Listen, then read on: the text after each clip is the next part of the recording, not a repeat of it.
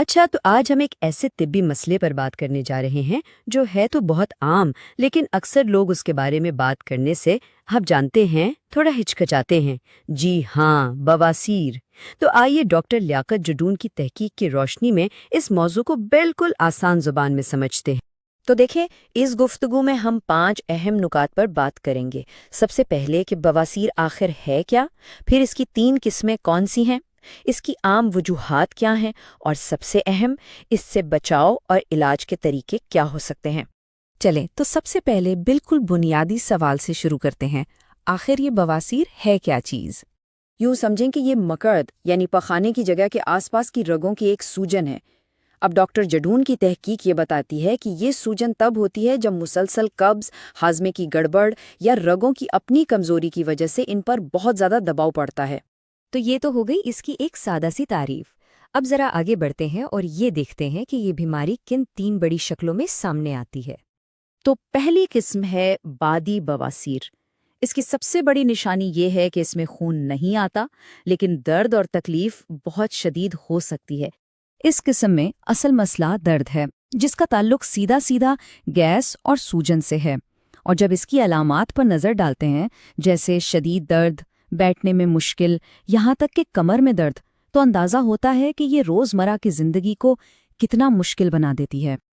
اچھا جی، اب آتی ہے دوسری قسم، خونی بواسیر، اور جیسا کہ نام سے ہی ظاہر ہے، اس کی سب سے بڑی پہچان خون کا آنا ہے۔ تو اس میں ہوتا یہ ہے کہ وہ جو سوجی ہوئی رگیں ہیں وہ دباؤ سے پھٹ جاتی ہیں، اور یہ معاملہ صرف مقامی تکلیف تک نہیں رہتا، بلکہ اس سے پورے جسم میں کمزوری، چکر آنا، اور اگر یہ چلتا رہے تو خون کی شدید کمی یعنی اینیمیا جیسی سیریس صورتحال بھی بن سکتی ہے۔ اور پھر ہمارے پاس ہے تیسری قسم یعنی مسوں والی بواسیر۔ اس میں جیسا کہ نام ہی بتا رہا ہے، جسمانی طور پر مسے بن جاتے ہیں۔ یہ قسم اپنی ظاہری شکل کی وجہ سے بالکل الگ ہے۔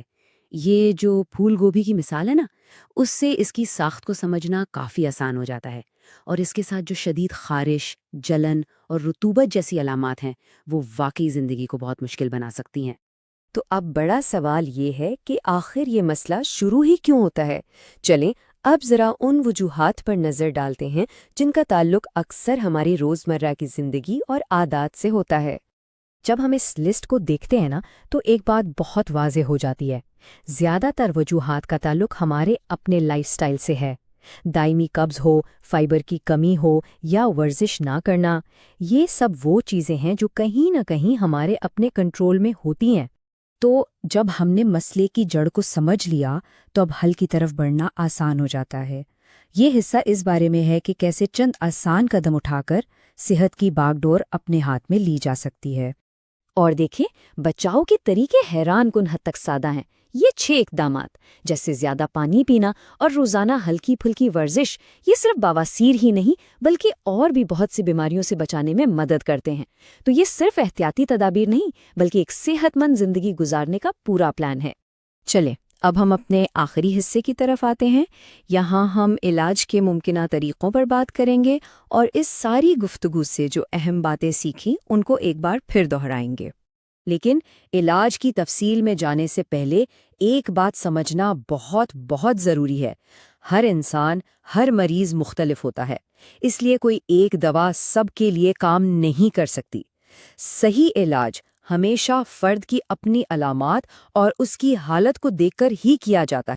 ڈاکٹر جڈون کی تحقیق میں کچھ ہومیوپیتھک ادویات کا ذکر بھی ہے، لیکن یہ یاد رکھنا ضروری ہے کہ یہ لسٹ صرف ایک مثال کے طور پر ہے، یہ سمجھانے کے لیے کہ کیسے مختلف علامات کے لیے مختلف علاج ہوتے ہیں۔ جیسے اگر درد شدت ہو تو ایسکولس، اور اگر خون زیادہ آ رہا ہو تو ہیمامیلس کا سوچا جا سکتا ہے۔ اور آخر میں ڈاکٹر جڈون کا ایک بہت ہی امید بھرا اور اہم پیغام ہے۔ وہ اس بات پر زور دیتے ہیں کہ اگر وقت پر صحیح قدم اٹھا لیے جائیں، یعنی علاج، پرہیز اور صحیح دوا، تو سرجری کے بغیر بھی اس مسئلے سے مکمل چھٹکارا ممکن ہے۔ تو ہم اس گفتگو کو اس ایک اہم سوال پر ختم کرتے ہیں کہ کیا واقعی ہماری روزمرہ کی چھوٹی چھوٹی عادتیں ہمیں بڑی اور تکلیف دہ بیماریوں سے بچا سکتی ہیں؟ اور آج کی تمام معلومات کی روشنی میں جواب بالکل صاف ہے۔ جی ہاں، بالکل بچا سکتی ہیں۔ ہماری چھوٹی صحت مند عادتیں ہی ہمارا سب سے بڑا دفاع